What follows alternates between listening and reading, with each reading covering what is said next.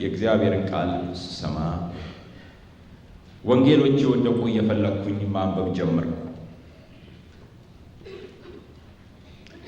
በማነብበት ጊዜ ጌታ ኢየሱስ የሚያደርጋቸውን ድንቅና ተአምራቶች ስመለከትና ሳይ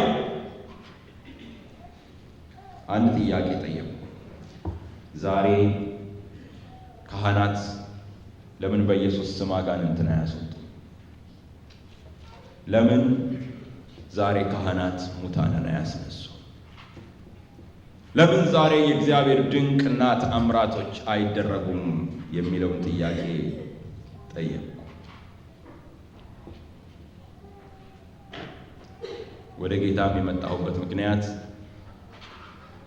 አንድ በጣም አብሮኝ ያደገ ጓደኛዬ እየሄደ የእግዚአብሔርን ቃል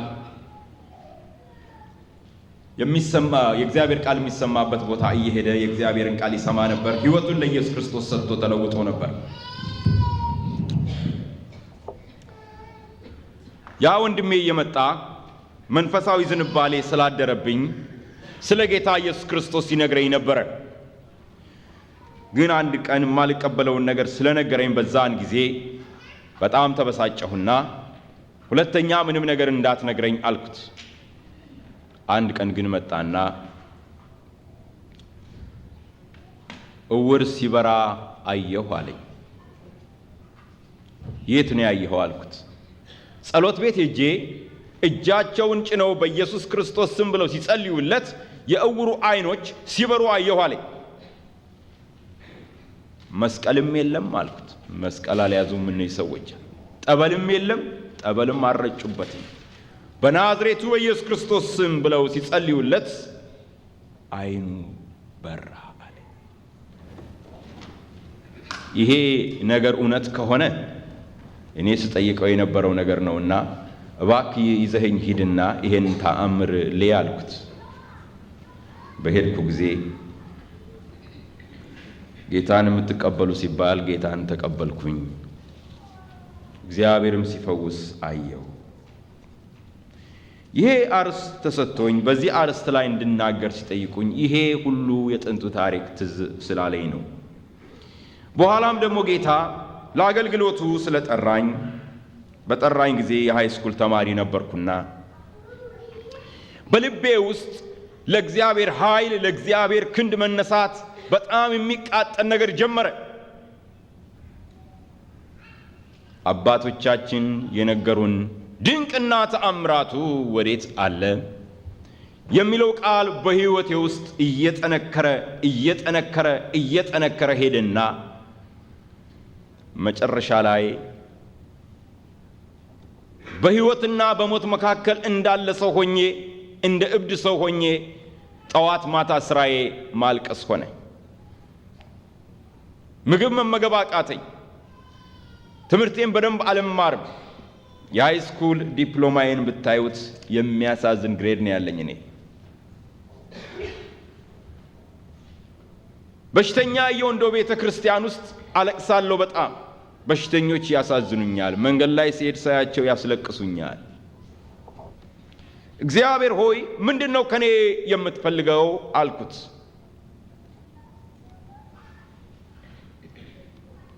ካንተ የምፈልገው ይሄን የምትጠይቀው ነገር እንዲሆን ከፈለክ አንተ ያለብህ ኃላፊነት ሌሎች ያድርጉት ማለት ሳይሆን አንተ የራስህን ሕይወት ስጠኝና ድርሻህን ፈጽም አለኝ።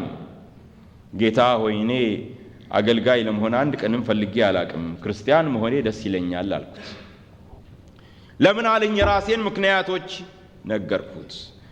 ፈራ ነበር ያኔ። ወንጌላውያን እከሌ ተራበ፣ እከሌ 3 ቀን ጦሙን አደረ፣ እከሌ ሸሚዝ አጥቶ እከሌ ሰጠው፣ ጫማው ተቀደደ፣ ይሄንን የሚሉ ነገር አይ ነበር። በተለይ አንድ ጊዜ ወንድሜ ምክሩን ሳየው ፊላዴልፊያ ቤተክርስቲያን አዲስ አበባ የምታውቁት ካሳንቺስ አካባቢ ይህ ወጣት የሆነ ወንጌላዊ ሕይወቱን ለጌታ የሰጠ እዛ ጉባኤ ውስጥ ትልቅ ካቦርት ለብሶ ገባ። ካቦርቱ ታች ነው፣ እጁ ረዝሟል። ለብሶ ገባ እና ይሄ ሰውዬ ያመዋል ወይስ ለማኝ ነው አልኩኝ። እንዴ እሱ እኮ ወንጌላዊ ምክሩ ነው አሉኝ። ይህ ሲደንቀኝ በዛው ልብሱ ላይ እጁን ዘረጋና እግዚአብሔር እንዲህ ይላል ሲል መልአክ ይመስል ነበር።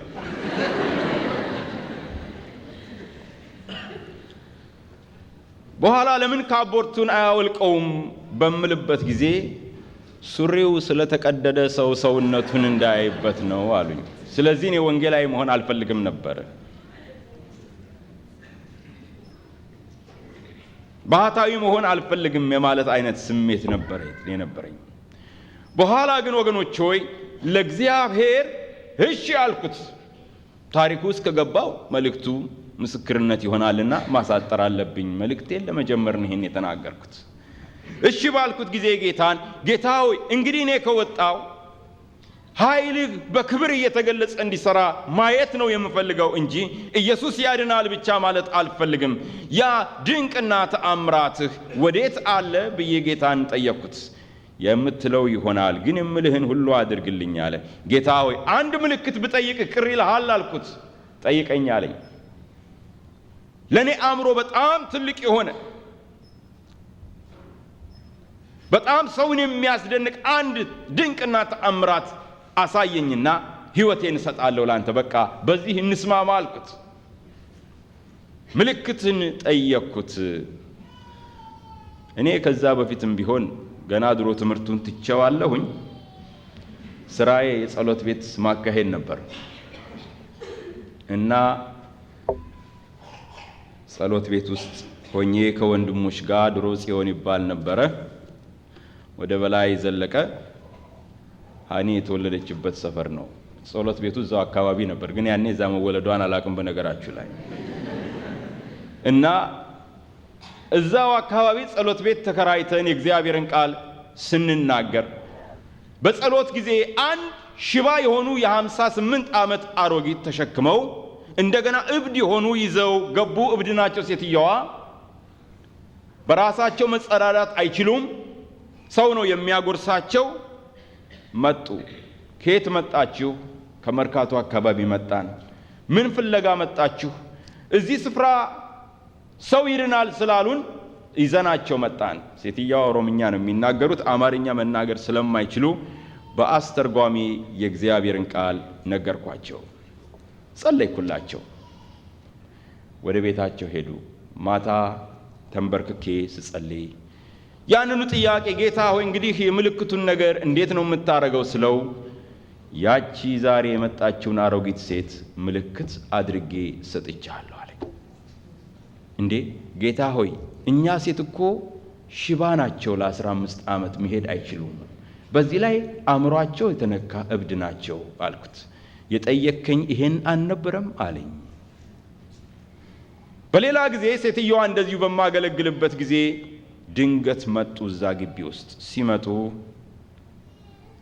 ልጃቸው የ35 ዓመት ዕድሜ ያላት ሴት ትሆናለች።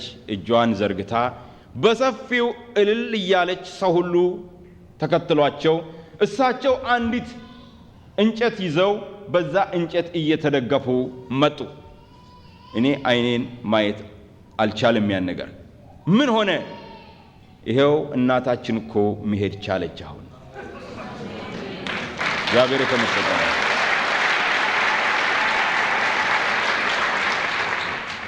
ከዛ ከተጸለየላት ቀን ጀምሮ አእምሮዋ ተመልሶ ራሷ ትበላለች፣ ራሷ ትጸዳዳለች፣ ራሷን ትረዳለች። ስለዚህ ተፈወሰችልን አሉ። እንደገና ስጸልይ ጌታ መንፈስ ቅዱስ ፈውሴ አላለቀምና አሁንም ጸልይ አለኝ። ጸለይኩ። እኛ ሴት ሁለተኛ ግን ሲመጡ ነገር ላሳጥርላችሁ ጤነኛ ሙሉ ሴት ናቸው። ጌታ የተመሰገነ ይሁን። አሜን። ከዛ ጊዜ ጀምሮ ጌታዬ አገለግለዋለሁ። እግዚአብሔር ይመስገን አገለግለዋለሁ። ወገኖቼ በማገለግልበትም ጊዜ ሁሉ አምላኬ ነፍስንም መንፈስንም ስጋንም የሚፈውስ አምላክ ስለሆነ ነው። ጌታ ይመስገን። ዛሬ በእውነት ፈውስ አለን ብለን ስንጠይቅ መልሳችን አዎ ነው በቀላሉ። ምክንያቱም አምላካችን ጌታችን ዛሬም አልተለወጠም። ኢየሱስ ክርስቶስ ትላንትናም ዛሬም እስከ ለዘላለሙ ያው ነው። እግዚአብሔር የተመሰገነ ይሁን። ጌታችን አልተለወጠም። ይሁን እንጂ ዛሬ በሚሊዮን የሚቆጠሩ ደግሞ ጌታን የሚወዱና የተለወጡ ክርስቲያኖች ፈውስ ለዘመናችን አይደለም፣ ልሳን ለኛ ዘመን የተሰጠ አይደለም ብለው የሚያስተምሩ አሉ። የሚሉት እኛ ዛሬ መጽሐፍ ቅዱስ ስላለን ምልክት አያስፈልገንም። ምልክት ቤተክርስቲያንን ለመመስረት ነበር፣ ሰዎችን ለመሳብ ነበር። ዛሬ ግን የእግዚአብሔር ቃል አለን፣ ለዘመናችን አያስፈልገንም። በሌላም አንጻር ደግሞ ሕክምና በጣም የተስፋፋ ስለሆነ ፈውስ አያስፈልገንም ብለው ይናገራሉ። ወገኖች ሆይ የእግዚአብሔር ኃይል ዛሬ ነፍስን ለማዳን ከሆነ ዛሬም ደግሞ ለመፈወስ ነው። ዛሬም ደግሞ ለመጠገን ነው። ዛሬም ደግሞ ወገኖች ሆይ ሕያው ለማድረግ ነው። እግዚአብሔር የተመሰገነ ይሁን። ይህንን ነው ወገኖች ሆይ የምናምነው። ስለዚህም ደግሞ ስለ አምስቱ አገልግሎቶች በሚናገሩበት ጊዜ ስለ ሁለቱ ነው የሚያወሩት። አስተማሪዎች አሉ፣ ወንጌላውያን አሉ፣ መጋቢዎች አሉ። ቅርታ ስለ ሦስቱ። ነገር ግን ስለ ነቢያትና ስለ ሐዋርያት ፈጽሞ አይናገሩም። ወገኖች ሆይ የእግዚአብሔር በረከት እግዚአብሔር የሰጠው የጸጋ ስጦታ ሙሉ ሲሆን ሰዎች ቆርሰው ይሄ ነው ሊሉን አይችሉም። እግዚአብሔር ሞልቶ አትረፍርፎ ሰጥቶናል። ጌታ የተመሰገነ ይሁን። ዛሬም ነቢያት አሉ፣ ሐዋርያት አሉ። ዛሬም በእግዚአብሔር መንፈስ የተቀቡ እግዚአብሔር የሚጠቀምባቸው ወገኖች ሆይ በፈውስ ጸጋ፣ በታምራት ጸጋ፣ በመገለጽ ስጦታ ጸጋ የተሞሉ አገልጋዮች አሉ። ለምን እኔ በግሌ ዛሬም አምላካችን ይፈውሳል ብዬ እንደማምን አንዳንድ ነጥቦችን እሰጣችኋለሁ። 6 ምክንያቶችን። አንደኛ፣ ጌታችን ኢየሱስ ክርስቶስ ወደዚህ ምድር የመጣው በአዳም በኩል ያጣነውንና በአዳም ምክንያት ከኛ የሸሸውን በረከት ሁሉ ለመመለስና ወገኖች ሆይ ተሐድሶ ለመስጠት ነው። እግዚአብሔር ይመስገን። ስለዚህ አንደኛ ዮሐንስ 3:8 ምን ይላል? የዲያብሎስን ሥራ ያፈርስ ዘንድ የእግዚአብሔር ልጅ ተገለጠ። እግዚአብሔር የተመሰገነ ይሁን። የአዳም ውድቀት ወገኖች ሆይ ያመጣብን መንፈሳዊ ውድቀት ብቻ ሳይሆን የኃጢአት ኮተቶችን ሁሉ ይዞ ወደ ዓለም ገባ። በሽታን፣ መጨነቅን፣ ፍርሃትን፣ የተለያዩ ነገሮችን ይዞ ወደዚህ ምድር ወገኖች ሆይ ገባ። ጌታችን ኢየሱስ ክርስቶስ ደግሞ ለነዛ ነገሮች ሁሉ የሚሆነውን መልስ አመጣልን። ጌታ ይመስገን። ስለዚህ የኔና የእናንተን እርግማን ሁሉ ጌታችን ኢየሱስ ክርስቶስ ወስዶታል። ገላትያ 3:13 በእንጨት ላይ የተሰቀለ ሁሉ የተረገመ ነው ይላል። ስለዚህ ኢየሱስ ክርስቶስ በሞተ ጊዜ በመስቀል ላይ የኔና የእናንተን እርግማን ሁሉ ወሰደ። የኃጢአትን እርግማን ወሰደ። የበሽታውን እርግማን ወሰደ። የተለያዩ የሰይጣንን መንገዶች ሁሉ እርግማን የሆኑትን ሁሉ ከኔና ከናንተ ላይ ሁሉ ምን አለልን? አነሳልን። እግዚአብሔር የተመሰገነ ይሁን። አንስቶልናል። ጌታ ይመስገን። እኛ መቀበል ብቻ ነው። እኔና እናንተ መውሰድ ብቻ ነው። በዚህ ውስጥ እነሆ ወገኖቼ በኃጢአት የምትኖሩ ገና ሕይወታችሁን ለኢየሱስ ክርስቶስ ያላስረከባችሁ ካላችሁ እነሆ በኃጢአት ውስጥ የምትኖሩት እናንተ ስለፈለጋችሁ ነው እንጂ እግዚአብሔር ከዛ ሕይወት እንዳትወጡ ስለፈለገ አይደለም። ጌታ በዚህ ምሽት ይጠራችኋል። ወደዚህ ስብሰባ ሳትለወጡ እንደዚሁ ለማየት የመጣችሁ ነገር ግን ሕይወታችሁ እየተነካ ያለ በዚህ ምሽት ሕይወታችሁን ለኢየሱስ ክርስቶስ እንድትሰጡ ወገኖቹ ይፈልጋለሁ። በተለይ በክርስቲያን ቤተሰብ ውስጥ ያላችሁ አንድ ነገር ልነግራችሁ እፈልጋለሁ። እነዚህ ወላጆቻችሁ የእግዚአብሔር ስጦታ ናቸው። ለብዙ ዘመን ወንጌልን ሲሰሙ ኖሯቸዋል። ነገር ግን በረከቱ ወደ እናንተ አልመጣም። በዚህ ምሽት ግን የመጨረሻው ውሳኔ ይደረጋል። እግዚአብሔር ይመስገን። የመጨረሻው ውሳኔ ሃሌሉያ። ከዓለም ትላቀቃላችሁ፣ ከዲያብሎስ ትላቀቃላችሁ፣ ከምትለማመዱት ነገር ትላቀቃላችሁ። ዛሬ ኢየሱስ ክርስቶስን በሙልአት ትለብሱታላችሁ። ጌታ ይመስገን። እግዚአብሔር የተመሰገነ ይሁን። ጌታ በመጣ ጊዜ ሊያገለግል የመጣው መላው ሰውን ነው። እግዚአብሔር ይመስገን። መላው ሰውን፣ የሰውን መንፈሱን፣ ነፍሱን፣ ስጋውን ምን ሊል ነው የመጣው? ሊያገለግል ነው የመጣው። ጌታ ይመስገን። በዚህ ውስጥ ያለን ችግር እኮ ወገኖቼ የውጭ ብቻ አይደለም። ስለ ፈውስ ስናወራ እኔና እናንተ የምናወራው ወገኖቼ ያለብንን ደዌ በሽታ ብቻ ነው። ነገር ግን ኢየሱስ ክርስቶስ አለ የእግዚአብሔር መንፈስ በእኔ ነው፣ እግዚአብሔር ቀብቶኛል ለድሆች ወንጌልን እሰብክ ዘንድ፣ የታሰሩትንም ነፃ አወጣ ዘንድ፣ የእግዚአብሔርንም የደህንነት ዓመት እሰብክ ዘንድ፣ ለታወሩት ማየትን፣ ልባቸው የተሰበረውንም እጠግን ዘንድ ልኮኛል። ሃሌሉያ አሜን። እግዚአብሔር ይመስገን። ስንቶቻችሁ በቤተሰባችሁ ልባችሁ ተሰብሯል?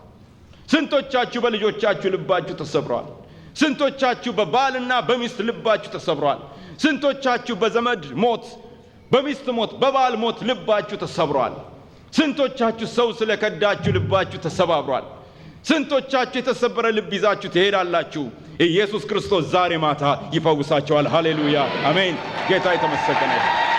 ሃሌሉያ እግዚአብሔር ይመስገን። በዚህ ምክንያት ወገኖች ሆይ በአንደኛ ደረጃ እኔ አምናለሁ ዛሬም አምላካችን እንሆ እነዚህን ችግሮች ለማቃለል፣ ለመፍታት፣ ለመፈወስ በመካከላችን ነው። ጌታ ይመስገን። ለመፈወስ ትፈልጋላችሁ? እኔ እፈልጋለሁ። ሃሌሉያ እፈልጋለሁ ወገኖቼ፣ በሙልአት እፈልጋለሁ። አይመስላችሁም እንጂ ብዙ ጊዜ ፈውስ የሚያስፈልጋቸው አገልጋዮች ናቸው። ስንት ጊዜ እንደሚሰበሩ ልነግራችሁ አልችልም። ስንት ጊዜ ተሰብራችኋል? ስንት ጊዜ ልባችሁ ተሰብሮ መነሳት አቅቷችኋል? እንደ ሙሴ ማን የተሰበረ ሰው ነበረ? እንደ ኤርምያስ ማን የተሰበረ ሰው ነበረ?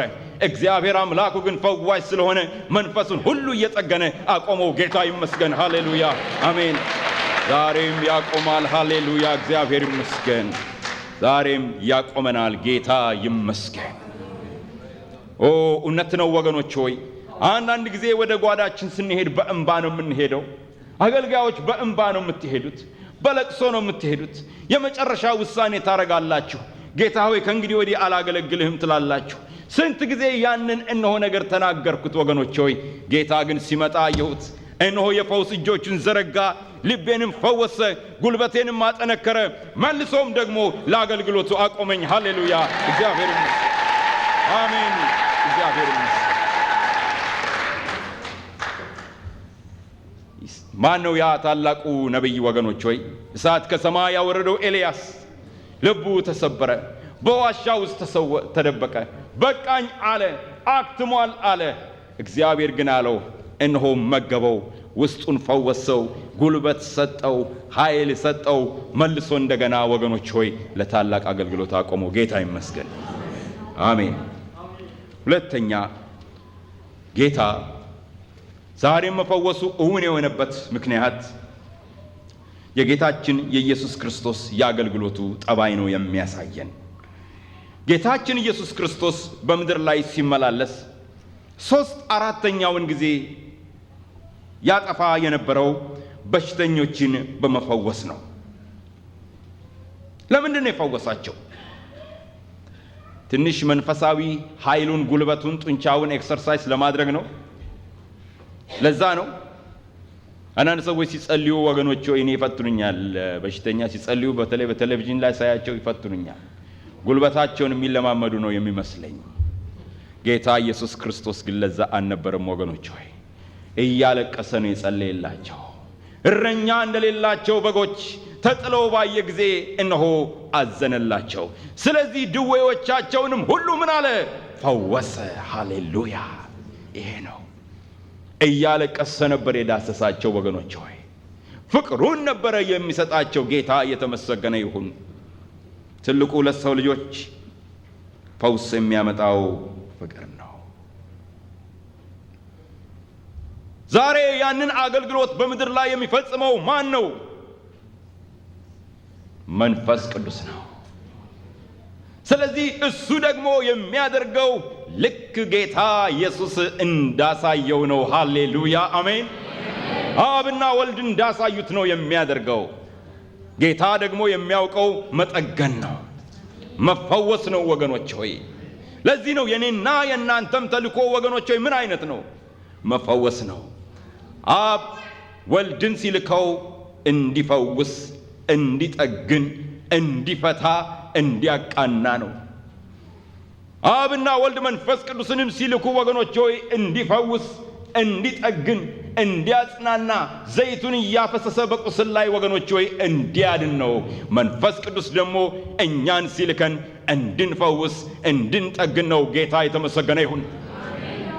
ስለዚህ ወገኖች እግዚአብሔር ቤተ ክርስቲያን በመስበር ሳይሆን በመጠገኗ መታወቅ አለባት።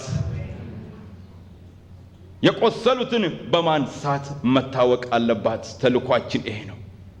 የደከሙትን በማንሳት መታወቅ አለባት። ኢሳይያስ ስለ ጌታ ኢየሱስ ክርስቶስ ብዙ የተናገረው ነቢይ አማኑኤል ሆይ የክንድህ መዘርጋት የአገርህን ስፋት ምን ትላለች? ሚክያስ ደግሞ ሲናገር ምን አለ? በክንፎች ውስጥ ምን አለ? ፈውስ አለ። እግዚአብሔር ይመስገን። ፈውስን ተሸክሟል። እኔና እናንተ በዛ ክንፎች ውስጥ ስንጠለል ወገኖች ሆይ በእግዚአብሔር ፈውስ ውስጥ እንኖራለን ማለት ነው። ጌታ የተመሰገነ ይሁን። ነገር ግን አላዩትም። ስለዚህ ነው ሐዋርያትና ደቀ መዛሙርቱን እነሆ እነዚህን የሚያዩ አይኖች ብፁዓን ናቸው አለ።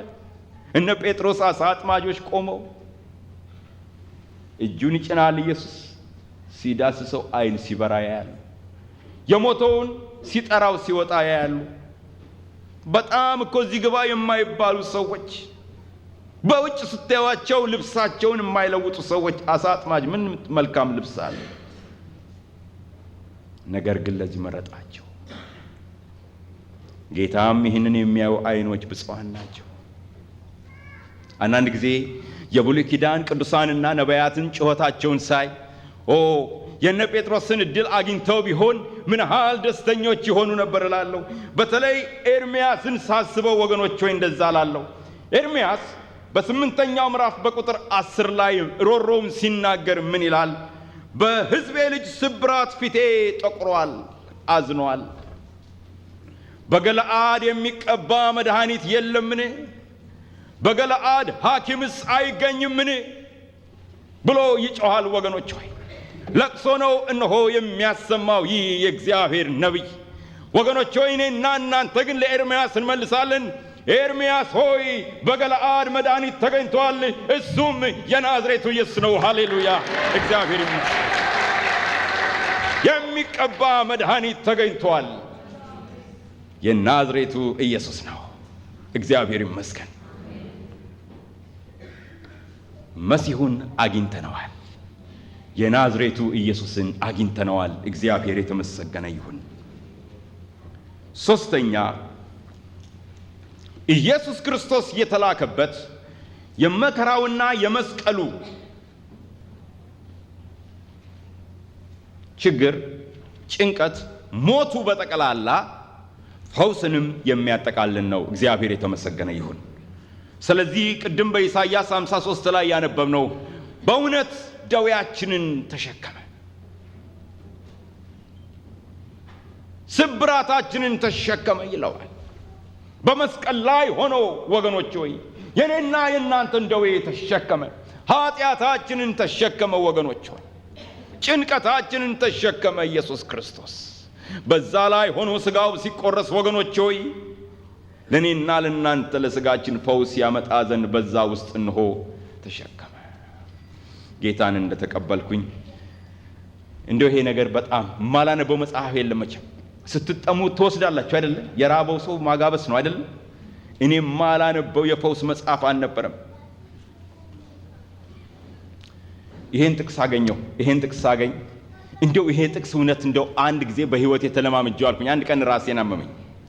ስለዚህ አስፍሮ አልወጥም ብዬ ተኛሁና በመገረፉ ቁስል ተፈወሳችሁ። በመገረፉ ቁስል ተፈወሳችሁ። እንደዚሁ 2 ሰዓት ሙሉ በመገረፉ ቁስል ተፈወሳችሁ ይላል። ወንድሜ ጠለቅ ሲል ተኝቼ እዛ ለፈልፋለሁ። አንተ ምንድን ነው የምትለፈልፈው አለኝ። ራሴን አሞኝ ነው አልኩት። አስኩራት አትወስድም እንዴት ታዲያ አለኝ። ወጣ ሲልልኝ አሁንም በመገረፉ ቁስል ተፈወሳችሁ። ይገርማችኋል። ይሄን ባልኩኝ ልክ በ1 ሰዓት ተኩል ውስጥ የሚወረወር የኤሌክትሪክ ኃይል ወገኖች ሆይ አውራ ጣቴ ውስጥ ሲገባ ተሰማኝ። በማይታወቅ ፍጥነት ራሴ ላይ ደረሰ። ጌታ ፈወሰኝ። ሃሌሉያ! በመገረፉ ቁስል ተፈውሰናል።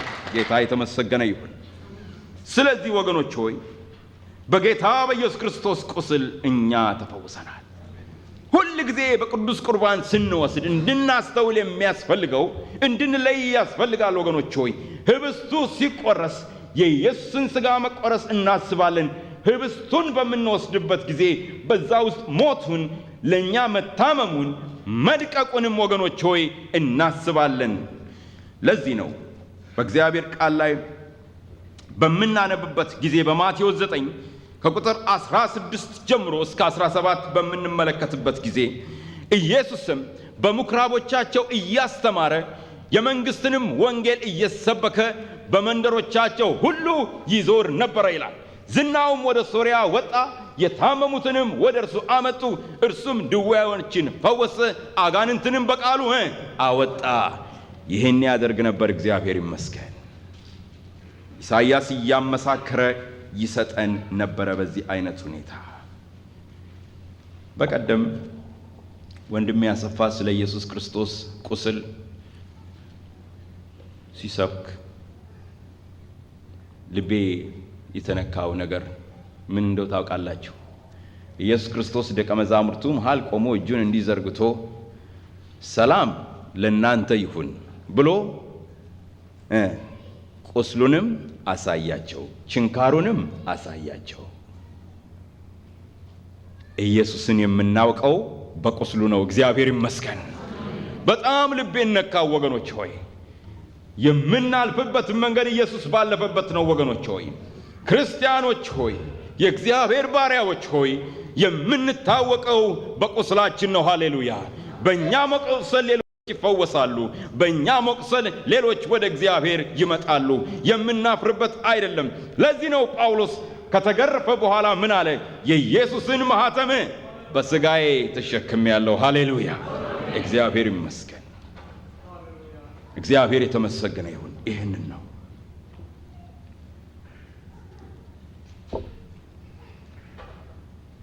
አራተኛ፣ ቅድም እንደተናገርኩት የመንፈስ ቅዱስም ተልኮ እግዚአብሔር ዛሬም እንደሚፈውስ ያረጋግጥልናል።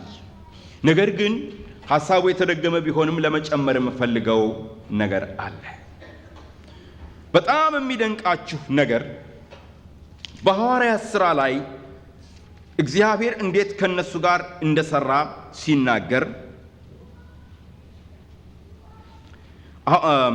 ሐዋርያት ሥራ ምዕራፍ 14 ቁጥር 3 እኔ አነበዋለሁ። ምልክትና ድንቅ በእጃቸው ይደረግ ዘንድ እየሰጠ ለጸጋው ቃል ስለመሰከረው ስለ ጌታ ገልጠው እየተናገሩ ረጅም ወራት ተቀመጡ ይላል። በምልክት እና በድንቅ ያ ዘመን ያ ትውልድ ወገኖች ሆይ ምልክት የሚፈልግ ነበረ። የዛሬው ትውልድ ደግሞ ምልክት ብቻ አይደለም የሚፈልገው ወገኖች ሆይ። ብትችሉ እግዚአብሔርን በአንድ ቲዩብ ውስጥ አስቀምጣችሁ አፍንጫው መልኩም እጁም ይሄ ነው እንድትሉት የሚፈልግ ሕዝብ ነው። ነገር ግን አንድ ነገር እነግራችኋለሁ፣ ዛሬም ወንጌል እንዲሁ እንዲሰበክ ያስፈልጋል። በዓለም ላይ ሰይጣኒዝም እንዲስፋፋ፣ ኒው ኤጅ ሙቭመንት እንዲስፋፋ፣ ትራንስዴንታል ሜዲቴሽን እንዲስፋፋ ምክንያት የሆነችው ቤተ ክርስቲያን ናት። የእግዚአብሔርን ኃይል በቤተ ክርስቲያን ስለማያዩ በሰይጣን እጅ ላይ እንዲወድቁ ያደረገች ቤተ ክርስቲያን ናት። መጨረሻ ላይ ሰው እኔ አምላክ ነኝ የሚለው ደረጃ ላይ ደረሰ። ኦ ወገኖች ሆይ፣ ያ ግን የእግዚአብሔር እጅ የእግዚአብሔር ታላቅ ሥራ በሚገለጽበት ጊዜ የሚደረገውና የሚሆነው ነገር እንዴት አስገራሚ ነው! ሃሌሉያ! በእግዚአብሔር ኃይል፣ በእግዚአብሔር ቅባት፣ በምልክቶችና በድንቆች የእግዚአብሔር ወንጌል በሚሰበክበት ጊዜ አስገራሚ ነገር ይሆናል። ጌታ ይመስገን። ካደጋም ያድናል። አንድ ጊዜ እንደዛው ትንሽ ቤት ውስጥ ተሰብስበን ጌታን ስናመልክ የት ነው የተናገርኩት? በቀደም የተናገርኩት ስቶክሆልም ነው ይመስለኛል።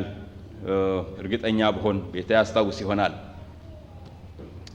ሰፈርተኛው ልጆች በሙሉ ጎረምሳ ሁሉ ተሰብስቦ ዛሬ እንደብድባቸው ተብሎ ዱላ ይዘው ወገኖች ይመጡ። እቺን የምታክል ክፍል ናት። ከውጭ ከውስጥ ሰው በሙሉ ተዘቀጠቀ። እግዚአብሔር ሆይ ከዛሬ ጉድ እንዴት ነው የምታወጣን እንላለን። ተጨንቀናል። ዛሬ አለቅን እዚሁ አለን። መንፈስ ቅዱስ ልቤ ውስጥ አንድ ነገር አለ። እንዲጸለይላቸው የመጡ አንድ አይነ ስውር ሰው እዛ ተቀምጠዋል። ዳንኤል አለኝ መንፈስ ቅዱስ፣ ዛሬ መትረፍ ትፈልጋላችሁ አለኝ። ጌታ ኧረ እፈልጋለሁ አልኩት። ይጨርሱናል አልኩት። እንግዲያው እነዚህ ሁሉ ሰዎች እያዩ ለዚህ ውር ሰው ጸልይለታል። መሪው ሰባኪው ሲወርድልኝ ብድግ አልኩና እናንተ እዚህ ያላችሁ ሁሉ ይሄ ሰው ውር መሆኑን ታውቃላችሁ? እናውቃለን። እንዴ አይነ ስውር የሰፈራችን ሰው ናቸው አሉ። እንዲያው አሁን እኔ በኢየሱስ ክርስቶስ ስም ስጸልይላቸው እኚህ ሰው ብርሃን ካገኙ ምን ሰብከው ወንጌል ከጌታ ነው፣ አለዛ ግን ደብድቡን አልኳቸው። እዛ ወንድሞቼ ጓደኞቼ ዛሬ ይሄ ሰው እያስበላን አሉ። በቃ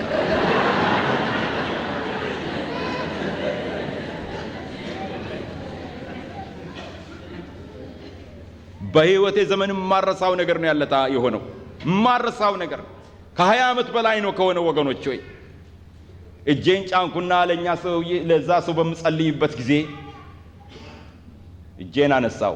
ምን ይታያል? ይሄው ዱላ ይዟል። ይሄ ዱላ ይዞ ይላል። ይሄው ወገኖች ሆይ አንድ ጊዜ ከዛ ቤት ውስጥ ልጆቹ ግር ብለው ወጡ። ውጭ ቆሙ። ክርክር ተጀመረ። ይሄው ውር በርቷል። አይ አታለው ነው፣ በገንዘብ ነው። እርስ በርሳቸው በዱላ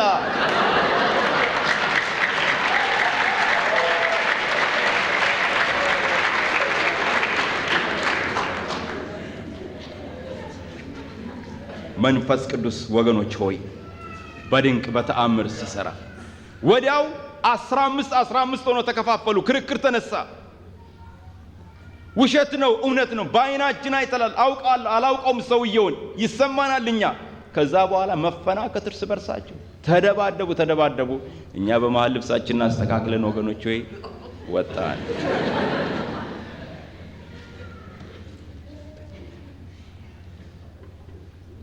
አምስተኛ ምክንያቱም ወገኖች ሆይ ኢየሱስ እና ቃሉ ስለማይለወጡ ዛሬም አምላካችን ይፈውሳል። ሃሌሉያ! ኢየሱስ ክርስቶስ ትላንትናም ዛሬም እስከ ለዘላለምም ያው ነው። እግዚአብሔር የተመሰገነ ይሁን። ያው ነው፣ አይለወጥም። እኛ እንለወጣለን፣ እርሱ ግን ወገኖች ሆይ አይለወጥም። ቃሉም ደግሞ አይለወጥም። ሳሩም ይጠወልጋል፣ አበባውም ይረግፋል። የእግዚአብሔር አምላካችን ቃል ግን ለዘላለም ምን ይላል? ይኖራል። ሃሌሉያ! እስከ ዘላለም ይኖራል። ለዘላለም ሕያው ሆኖ ወገኖች ሆይ ይኖራል። ስድስተኛ ምክንያቱም ዛሬም ወገኖቼ ማሰሪያው ይሄ ነው። እኔና እናንተ እየተለማመድነው ነው። እግዚአብሔር ይመስገን። እየተለማመድነው ነው። ጌታ ይመስገን። ከ15 ቀን በፊት ወገኖቼ ስቶክሆልም ነበርኩ። እግዚአብሔር ሲፈውስ ነበር፣ ሲያድን ነበረ ወገኖች ሆይ። ስብራትን ሁሉ ሲጠግን፣ ሰዎችን ነፃ ሲያወጣ ነበር። ትላንት ሲፈውስ ነበር፣ ዛሬ ይፈውሳል፣ ነገ ይፈውሳል፣ እስከ ዘላለም ጌታ እስኪገለጽ ይፈውሳል። ሃሌሉያ አሜን። ጌታ የተመሰገነ ይሁን። እውነት ስለሆነ ነው።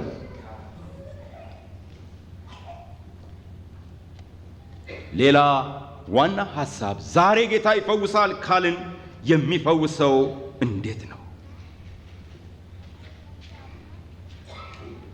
በምንድን ነው የሚፈወሰው? ዛሬ ሰው መሳሪያው ምንድን ነው? ማን ነው የሚነግረኝ? ቅድም ስትሉት ነበር ሰለሞን። የኢየሱስ ስም ነው። በስሜ አጋንንትን ያወጣሉ፣ በስሜ ድውያንን ይፈውሳሉ። በሰው ስም አይደለም ወገኖች ሆይ፣ በማን ስም ነው? በጌታ በኢየሱስ ክርስቶስ ስም ነው። እግዚአብሔር የተመሰገነ ይሁን። በሰማይ በምድር ከምድር በታች ያየሉ ሁሉ ኃያላት ሁሉ የሚንቀጠቀጡበት ወገኖች ሆይ ስም ነው። እግዚአብሔር የተመሰገነ ይሁን። በእውን ዛሬ አናየው፣ ነገር ግን በሰማዩ ዓለም እውነት ነው። እኔ እናገራለሁ ብዙ ጊዜ ወገኖች ሆይ ጌታ ሲገለጽ ማየት የምፈልገው ነገር አለ ወገኖች ሆይ። ያ ክፉ ሰይጣን በኢየሱስ ክርስቶስ እግር ስር ወድቆ ኢየሱስ ክርስቶስ ጌታ ነው ሲል ማየት ፈልጋለሁ። ስንቶቻችሁ ማየት ትፈልጋላችሁ? ሃሌሉያ! እግዚአብሔር ይመስገን። ይሄን ማየት ፈልጋለሁ። ዓለምን ሁሉ ያወከ የሰው ልጆችን ሁሉ የበጠበጠው ክፉ ሰይጣን ከጌታ እግር ስር ወድቆ ኢየሱስ ክርስቶስ ጌታ ነው ሲል እናየዋለን። ሁለተኛ በቃሉ ይፈውሳል። እግዚአብሔር ይመስገን። ቃሉን ላከ፣ ምን አላቸው? ፈወሳቸው። ሰዎች አይፈወሱም አይደል? አንዳንዴ ለምን እንደማይፈወሱ ልንገራቸው። ምክንያቱም እኛ ፈጥነን እጃችንን እንጭናለን። መጀመሪያ ግን ከቃሉ ጋር እናገናኛቸው። ቃሉ ይግባ፣ ቃሉ በሕይወታቸው ውስጥ ይግባ። ቃሉን እንስጣቸው። ቃሉን እንዲያነቡ እናድርጋቸው። ቃሉን እንዲመገቡ እናድርጋቸው። ቃሉ በሚገባበት ጊዜ ምን ያደርጋል? ቃሉ ይፈውሳቸዋል። እግዚአብሔር የተመሰገነ ይሁን። ቃሉ ይህን ታላቅ ነገር ያደርጋል። ሰዎች ወደ ሞት የሚወስድ ተርሚናል ዲዚዝ በሚይዛቸው ጊዜ ትልቁ ስቃያቸው ምን እንደው ታውቃላችሁ? የአእምሮ ጭንቀቱ ነው። በሽታው አይደለም። በአእምሮዬ ጭንቀት ተሰቃየው ነው የሚሉት።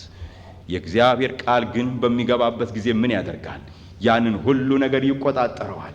ሰውየው በረፍት ይሞላል ወገኖች ሆይ፣ በሰላም ይሞላል ወገኖች ሆይ። አስደናቂ የሆነ ህይወቱን ሁሉ የሚቆጣጠር ነገር በህይወት ውስጥ ይፈጠራል። ያም የሚፈጠረው በእግዚአብሔር ቃል ነው። እግዚአብሔር ይመስገን። በቤተ ክርስቲያናችን አንዲት እህት አለች፣ በጣም የምትገርመኝ። ሁለቱ ኩላሊቶቿ አይሰሩም፣ ፌል አድርገዋል። ኪድኒዋና ዳያሊሲስ ታደርጋለች። ማሽን ነው ደሟን እያጣራ የሚመልሰው። በሳምንት 3 ጊዜ ታደርጋለች ያንን። እሷን ግን በምታዩት ጊዜ ወገኖች ሆይ በእግዚአብሔር ቃል የተሞላች ናት። ቆማ ለጌታ ስታሸበሽብ ስታዩ፣ ቤተ ክርስቲያን ውስጥ ስታገለግል ስታዩ፣ ስትጠርግ፣ ሻይ ስታቀርብ፣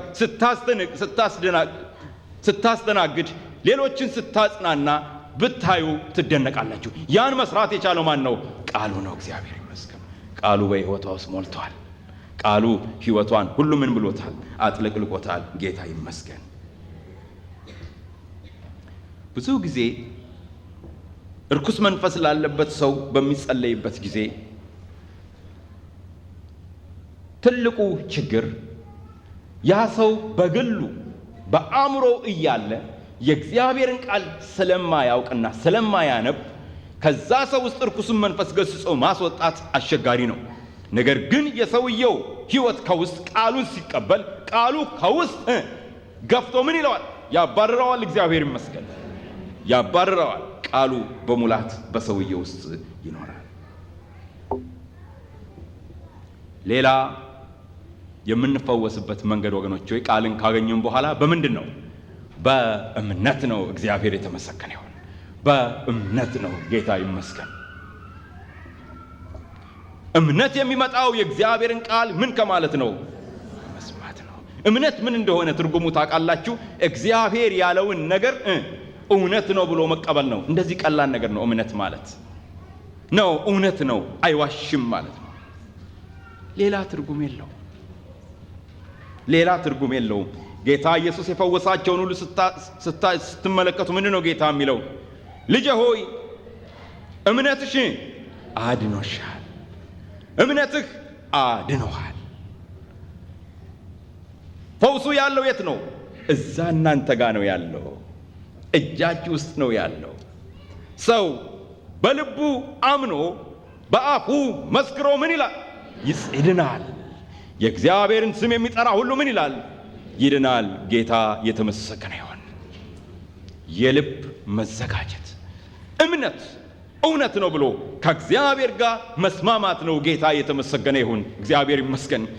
አንድ እህታችን ኢትዮጵያ በነበረን የዛሬ 10 ዓመት አካባቢ የመንፈስ ቅዱስ አገልግሎት ላይ ከወንድሜ ዘለቀ ጋር ስናገለግል የተፈወሰችበት መንገድ ይገርመኛል። ሽባ ናት። እግሯ ስለሚንቀጠቀጥ ታስሮ አምጥተው አስቀመጧት። አምቡላንሱን ተመልሰ ሂድ አለችው። ለምን? በእግሬ ነው የምመለሰው አለች። ሃሌሉያ! ከጌታ ጋር ተስማማች። የእምነት እርምጃ ወሰደች። ጌታም ደግሞ አጠገቧ ቆመ። እግዚአብሔር ይመስገን። ስለዚህ ማንም ሰው አጠገቧ አልደረሰም። ቃሉ በሚሰበክበት ጊዜ ጉልበቶቿ መጋጨት ጀመሩ። እስራቷ አውቆ ይፈታ ጀመረ። እሷም ግራ ተጋባች፣ አፈረች። ምንድነው ሰውነቴ ይንቀጠቀጣል አለች። ልክ መልእክቱ ሲያልቅ ወገኖች ሆይ ቀጥ ብላ ቆመች። ሃሌሉያ! እግዚአብሔር ይመስገን። ጌታ ይመስገን። ዛሬ ድረስ ቆማ ትሄዳለች፣ ለእግዚአብሔርም ክብር ትመሰክራለች።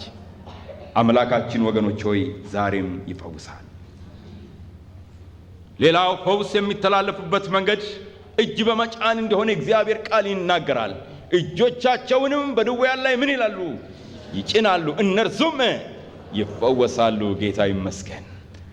ቅዱሳኑ አገልጋዮቹ፣ ባሪያዎቹ እግዚአብሔርን ይወክላሉ። ነገር ግን እነሱ አይደሉም ፈዋሾቹ፣ ኃይል ማስተላለፊያዎች ናቸው። የእግዚአብሔር እጅ እንዲዳስስ እነሆ እጃቸውን ቃሉን ታዘው ያደርጋሉ። የሚፈውስ ግን ማን ነው? ጌታ ኢየሱስ ነው። እግዚአብሔር ይመስገን። ማንም ሰው ሊፈውስ አይችልም። ማንም ያችን ቦታ ሊወስዳት አይችልም። ክብር ሁሉ የሚገባው ማን ነው? ጌታ ኢየሱስ ነው። ይህንን እንወቅ ወገኖች ሆይ፣ ጌታ ኢየሱስ ነው። በእግዚአብሔር ቃል ውስጥ በምንመለከትበት ጊዜ ይህን እንደው ለትምህርት እንዲሆን የማቀርበው ፈውስ በአገልጋዮቹ ልብስ አማካኝነት ሲተላለፍ እናያለን። በጥላቸው አማካኝነት ሲተላለፍ እናያለን። እኔ አምናለሁ ዛሬም ጌታ ይህንን ያደርጋል።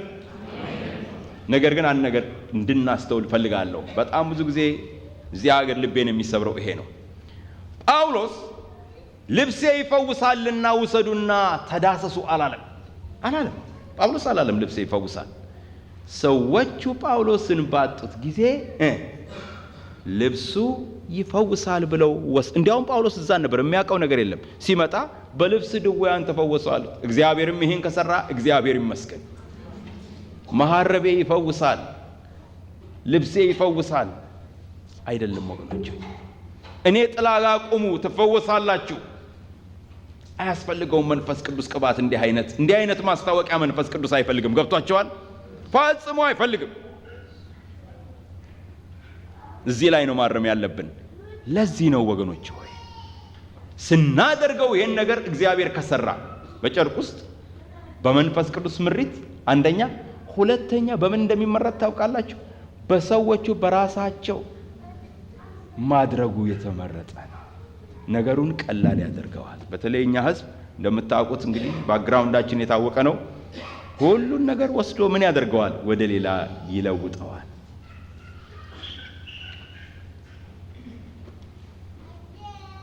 ሌላው ምን እንደው ታውቃላችሁ?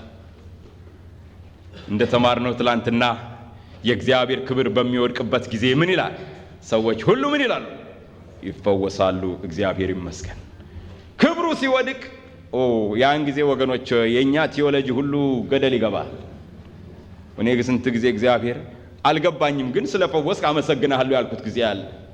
አንድ ኤቲስት መጣ ቤተ ክርስቲያን ውስጥ ተኛ። ኤቲስት ነው። በእግዚአብሔር ታምናለሁ ያልኩት አላምንም አለኝ። ካላመንክ ምን ልታረግ መጣ? እኔ አላቅም፣ እናቴ ናት ያመጣችኝ አለ። ሲፈወስ የእግዚአብሔር ምሕረት፣ የእግዚአብሔር ፍቅር ወገኖች ሆይ፣ የእግዚአብሔር ታላቅነት። እግዚአብሔር ፈወሰው። ሃሌሉያ! እግዚአብሔር ዳሰሰው። ያ ሰውም ወገኖች ሆይ ድኖ ተመላለሰ። ጌታ የተመሰገነ ይሁን። አንዳንድ ጥያቄ አይፈጠርባችሁም ስለ ፈውስ ስታስቡ? አንደኛ፣ ለምን ታዲያ ሁሉ ሰው አይፈወስም? ለምን አይፈወስም? እኔ ጥቅስ አልሰጣችሁም፣ መልሱን ልንገራችሁ። አላውቅም። ለምን እንደማይፈወሱ እኔ አላውቅም። አላውቅምም ለማለት አንፈር፣ አይዟችሁ። አላውቅም ግን አይፈወሱም ሁሉ ሰው። በፈውስ አገልግሎቱ 100% የመጡት ሁሉ የተፈወሱት በጌታ ኢየሱስ አገልግሎት ብቻ ነው። እስከ ዛሬ ካትሪን ኩልማን 75 እጁ ወደ መጨረሻ ላይ ወደ 80 እጁና 75 እጁ መካከል ይፈወስ ነበር። በህይወቴ ዘመን ሳልሞት 100 እጁም ይፈወሳሉ ብላ ታምን ነበር። እዛ ግን ሳትደርስ ያቺ ሴት ወደ ጌታ ሄደች። አናቅም የእግዚአብሔርን አሰራር። አንዳንድ ጊዜ ታውቃላችሁ ሰው ላይ እጃችሁን ስትጭኑ እግዚአብሔር ጠርቼዋለሁና ወደ እኔ ወስደዋለሁ እንደሚላችሁ ታውቃላችሁ። ይሄን ግን ለሰውየው አትነግሩትም። የእግዚአብሔር ፈቃድ ይከናወናል። የእግዚአብሔር ፈቃድ ይሁን። አንዳንዴ በእምነታችን ተአምር ይሆናል። አንዳንዴ ግን እላችኋለሁ በግልጽ አይሆንም። ስለ እምነት አርበኞች ስታነቡ ሁሉ ጊዜ የምናገረው ነገር አለ ወገኖች። የእምነት አርበኞቹ በሁለት የተከፈሉት ናቸው። አንደኛዎቹ በእምነታቸው የእሳትን ኃይል ያጠፉ፣ ከሰይፍ ስለት ያመለጡ፣ መንግስታትን ድል የነሱ ናቸው። ሌሎቹ ደግሞ የእምነት አርበኞች እስከ ሞት ድረስ ተደብድበው የሞቱት ናቸው። ተአምር አልተደረገም፣ እስር ቤት አልተነቃነቀም፣ እሳቱ አልጠፋም። ነገር ግን በእግዚአብሔር ዘንድ የእምነት አርበኞች ናቸው። ሃሌሉያ። አንዳንድ ጊዜ አንዳንድ ክርስቲያኖች ወገኖች ሆይ ታመው ወደ ጌታ በሚሄዱበት በሽታ ታመው አጠገባቸው ሄጄ ስጸልይ ወገኖች ሆይ የእምነት አርበኞች ሆነው አገኛቸዋለሁ። ከመጨረሻው ድረስ በልባቸው ያምናሉ። ነገር ግን ጌታ ፈቅዷልና ይወስዳቸዋል። ፈቃድህ ይሁን። እግዚአብሔር ይመስገን። ጌታም ያለው ፈቃድህ ይሁን ነው። ሁለተኛ ፈውስንና ሕክምናን በሚመለከት ሁኔታ ላይ ወገኖች ሆይ እንድናስተውል የሚያስፈልገን ነገር አለ። ባካችሁ ለሰው ጸልያችሁ የሰውየውን ሕክምና መድኃኒቶች አታስጥሉ። በፍጹም አታስጥሉ። ይሄ የእናንተ ሥራ አይደለም። ገብቷቸዋል? እኔ አይቻለሁ ሰው መድኃኒትን ጣል ተብሎ በማግስቱ መድኃኒት ፍለጋ አገር ለአገር የተዞረበትን ጊዜ አለ። መነጽርህን ስበር ተብሎ መነጽሩን ሰብሮ ሰውየው በማግስቱ የሚያየው ግራ ገብቶት መነጽር የተፈለገበትን ጊዜ አያልቃለሁ። አንዳንድ ሰዎች መድኃኒት የላቁም ታዲያ ይላሉ። እኔ እሱን አልነግርህም። የሚነግርህ መንፈስ ቅዱስና እምነትህ ነው። እኔ አይደለሁም የምናገረው። ሰውየው እስከተፈወሰ ምን ያደርግለታል? ይፈልገዋል ብላችሁ ታምናላችሁ? አይፈልገውም። ያቺ ሴት ኢየሱስ ክርስቶስን ሄዳ የዳሰሰችው ሴት ምንድን ነው የሆነው? ዳሰሰችው፣ መዳኗንም በሰውነቷ አወቀች። ጌታ ይመስገን፣ እግዚአብሔር ይመስገን። ጴጥሮስ ሄደና ያንን ሽባ ሰው ተነሳና ተመላለስ ሲለው ቆመ፣ ተነሳ። እግሩን ሲያየው ምንም ደዌ የለም፣ በሽታ የለም። ጌታ እንደፈወሰው አወቀ። ዛሬም አምላካችን ድንቅ ነው። እግዚአብሔር ይመስገን። እኔ የማምነው ምን አይነት ፈውስ እንደው ልንገራችሁ። እኔ የማምነው ታምራትና ፈውስ የሐኪሞችን ፈተና የሚያልፍ ነው። ሃሌሉያ፣ እግዚአብሔር ይመስገን። የሐኪሞችን ፈተና የሚያልፍ ነው። የሐኪሞችን ፈተና ማለፍ የማይችል ተአምራት አይደለም። እኔ ቤተ ክርስቲያኔ ውስጥ ሰዎች ተጸልዮላቸው ካልዳኑ በሽታው አደገኛ መሆኑን ሐኪም ከነገራቸው ወደ ሰርጀሪ ሄዱ ነው የምላቸው። እግዚአብሔርም በዛ ይጠቀማል። ሃሌሉያ። ይሄን እንድናስተውል ያስፈልጋል። ስለዚህ መፍራት የለብንም ወገኖች። የጸለይንላቸውን ሰዎች ሂድና ራስህን ለካህን አሳይ። ጌታ ይመስገን። ሂድ ሐኪም ጋር ተመርመር፣ ፈውስህን ታያለህ። እግዚአብሔር ይመስገን። ይሄን አይነት ፈውስ ነው ጌታ የሰጠን። ሌሎችን የሚያስደንቅ እውነተኛ ተጨባጭ ፈውስ ነው ጌታ የሰጠን። እንዲህ አይነቱን ፈውስ ነው የምንሻው። ሃሌሉያ። ከላይ ከጸባዖት የሚመጣውን ፈውስ ነው የምንፈልገው። ከእግዚአብሔር ደጅ የሚወጣውን ፈውስ ነው የምንፈልገው። ሰው የሚደጋግፈው ፈውስ አይደለም። ካልተፈወስክ አልተፈወስክም። ከተፈወስክ ተፈውሰሃል። ከዳንሽ ድነሻል። ካልዳንሽ አልዳንሽም። ይሄ ነው። ይህንም ማወቅ ወገኖች ሆይ ይኖሩብናል። የመጨረሻ ነጥቦችን ተናግሬ ዘጋና እስቲ እንጸልያለን። ስለ ፈውስ መረዳት ያለብን 3 ነገሮች አሉ። ፈውስና የወንጌል ተልእኮ። ሂዱ ወንጌልንም ለዓለም ስበኩ፣ በስሜ አጋንንትን አውጡ፣ ድዌዎችን ፈውሱ፣ ለምጻሞችን አንጹ፣ ሙታንን አስነሱ። ጌታ ይመስገን። ወገኖች ሆይ አገልጋዮች ታስተውላላችሁ? ሙታንን ስንቶቻችሁ ታምናላችሁ? እኔ የምጠብቀው ታምራት ምን እንደሆነ ዋሽንግተን ውስጥ ታውቃላችሁ? ይሄ ሞደርን የሆነ እንደ ፍሪጅ የመሰለ ነገር አለ። እዛ ውስጥ እንትኑ ይገባ የለ በድኑ አንድ ቀን እንደው ከዛ ውስጥ ወጥቶ በኢየሱስ ክርስቶስ ስም ተነሳና ተመላለስ ሲሉት ብድግ ብሎ ሲመላለስ ነው። ሃሌሉያ! እግዚአብሔር ይመስገን። ይሄን አይነቱን ነው። ስለዚህ ወንጌል በምልክቶች ይሰበካል፣ በዓለም ዙሪያ ይሰበካል። እግዚአብሔር ይመስገን። እኔ የምጸልየው ወገኖች ሆይ እኛ ኢትዮጵያውያን፣ ለማኞች የተባል ኢትዮጵያውያን፣ ድሆች የሆንን ኢትዮጵያውያን ከዚያ ሀገር ከመውጣታችን በፊት እግዚአብሔር በድንቅና በታምራት በዚች ምድር ወንጌል እንድንሰብክ እግዚአብሔር ያድርገን። ሃሌሉያ! እግዚአብሔር ይመስገን። ይህንን ነው የምመኘው። እኔ ለጌታ ነግሬዋለሁ፣ አለዛ አልሄድም ብየዋለሁ። አዎ ወገኖች ሆይ ጌታ ይሄን ያደርጋል። ሁለተኛ ፈውስ የልጆች ህብስት ነው ይላል መጽሐፍ ቅዱስ። የልጆች ህብስት ነው። ገብቷቸዋል? የልጆች ህብስት ነው። ለማን ነው የተሰጠው? ለአማኞች የተሰጠ ነው። እግዚአብሔር የተመሰገነ ይሁን። ለእስራኤል ልጆች ምን አላቸው? እኔ ፈዋሽ አምላክህ እግዚአብሔር ነኝ። ለዛ ኮንግሪጌሽን ከተሰጠ ለኛ ተሰጥቶናል። ጌታ የተመሰገነ ይሁን። ለኛ የተሰጠን ነው። የቤተሰብ ውስጥ ጌታ ለልጆቹ የሰጠ ነው። ሶስተኛ መጨረሻ ላይ ትልቁ ነገር ታሞ መፈወሱ ሳይሆን ከበሽታ ተጠብቆ መኖሩ ነው። ታምሩ አያችሁ፣ ታምሩ ይሄ ነው። ለእኔ ታምሩ ምን እንደው ልንገራችሁ።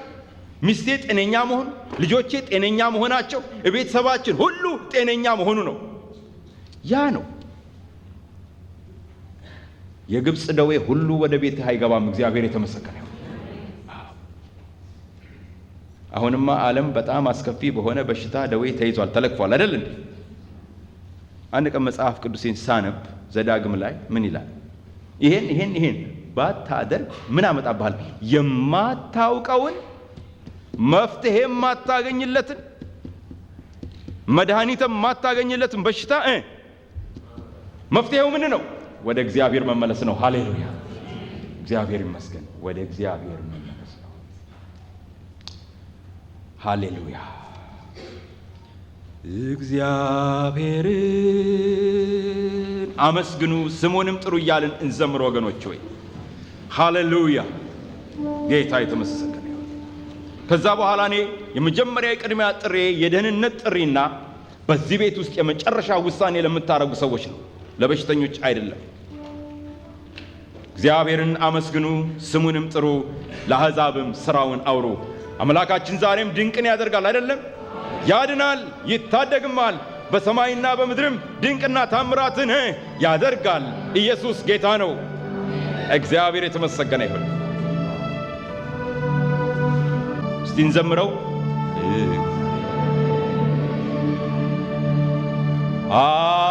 አመስግኑ ስሙንም ጥሩ፣ ለአሕዛብም ሥራውን አውሩ። ተቀኙለት፣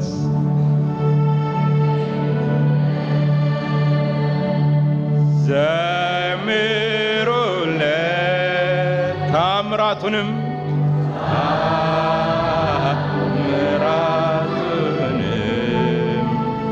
ሁሉ። እግዚአብሔር የተመሰገነ ይሁን። ጸጥ እንላለን፣ በጸጥታ እንጸለያለን።